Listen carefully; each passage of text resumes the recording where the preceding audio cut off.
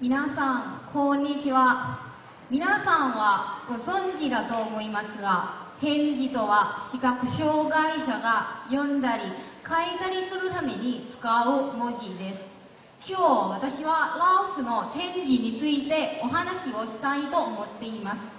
というのは、3年前にアルバイト先の日本人が視覚障害者のためにラオス語の点字を作り始めて、私が今それを手伝っているからです。2年前に私は日本へ来ました。日本には視覚障害者のためのサポートがたくさんあります。切符売り場やトイレなどのあちこちに点字が貼ってあります。大きな歩道や駅のプラットフォームなどには凸凹のある30センチほどの黄色いブロックが敷いてあります。交差点の横断歩道では信号が青になったら音楽が鳴ります。すごいことだと思いました。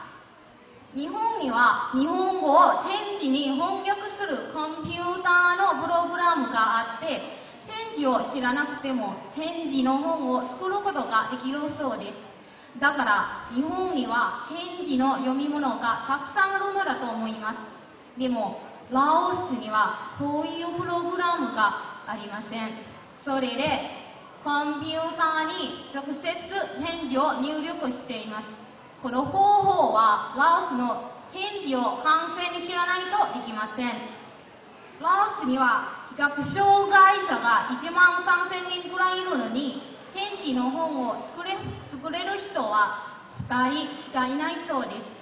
その2人は主に学校の教科書を作っています。この日本人はラオス語から点字に翻訳するコンピューターのプログラムを作ろうとしています。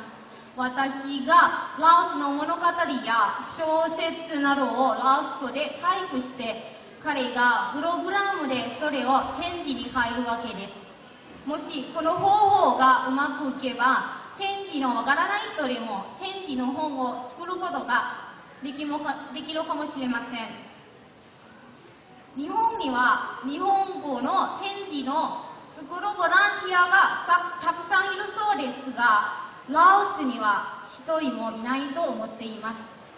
私はこれからもずっとラオスの点字に関わりたいと思っていますが、皆さんにもラオスの点字に興味を持ってほしいと思います。ありがとうございました。は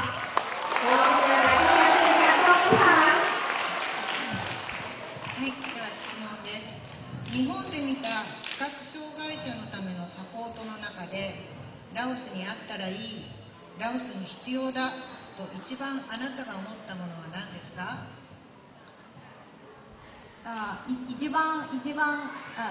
質問をもう一度して。はい、日本で見た視覚障害者のためのサポートの中で、ラオスにあったらいいとあなたが一番思ったものは何ですか？はい、点字の読み物。今ラオスには点字の本は主に教科書だけ。それは足りないと思います。もしラオスには点字の読み物がたくさんあるといいと思います。はい、どうもありがとうございます。ではもう一つ質問です。ラオスの人にもっと点字に興味を持ってもらうためにはどうすればいいと思いますか？はい、もう一度ゆっくり、はい、大きな声で。はい、大きなラオスの人にもっと点字に興味を持ってもらうためにはどうすればいいと思いますか？私は今やっているです。皆さんにラオスの点字の問題を知らせます。今ラオスの点字の本を作るのはとても大変です。もし皆さんはラオスの点字に興味を持っていると、点字の本をするのは簡単になると思います。はい、どうもありがとうございます。